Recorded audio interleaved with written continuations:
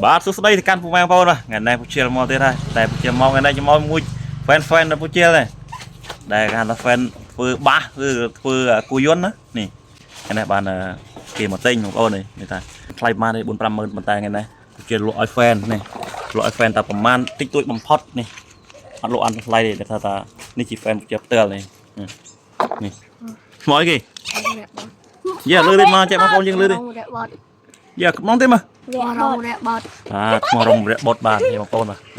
fan ពុជិលថ្ងៃនេះពុជិលលក់គូយន្តមួយគ្រឿងនេះមកគ្រឿងនេះគឺតោងបាសទៀតនេះបាសយ៉ាងស្អាតបាសយ៉ាងណាដាក់ចាប់ឡើងចាប់ចូលមកចាប់ចូលចាប់ឲ្យនៅចាប់ហើយអូស្អាតណាស់បងប្អូនអើយនេះស្អាតមែនបាសមួយឈុតនេះបងប្អូនឃើញញាក់សាច់ហ្មងអ្នកដែលឆ្លាញ់បាសឆ្លាញ់តន្ត្រីមកនេះតែឡាស្អាតមែនទេនេះបងប្អូន fan ស្អាតអត់នេះបាសម៉ាំងក្រើបមើលក្រើបមើលមកចាស់បាសម៉ាំងក្រើប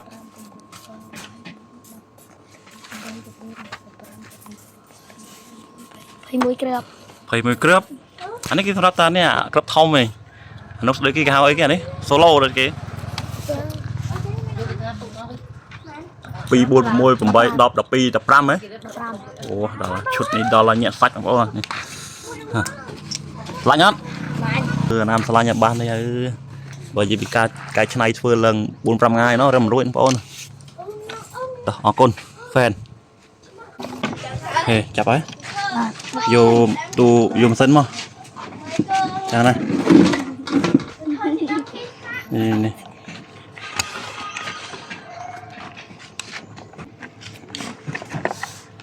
អូខេសិននេះស្អាតទៀត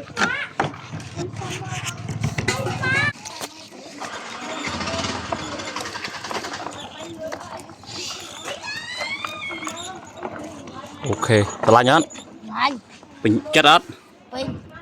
អូខេល្អមែនបងប្អូនបានឈុតនេះបើទៅមកមើលអូបើអូខេ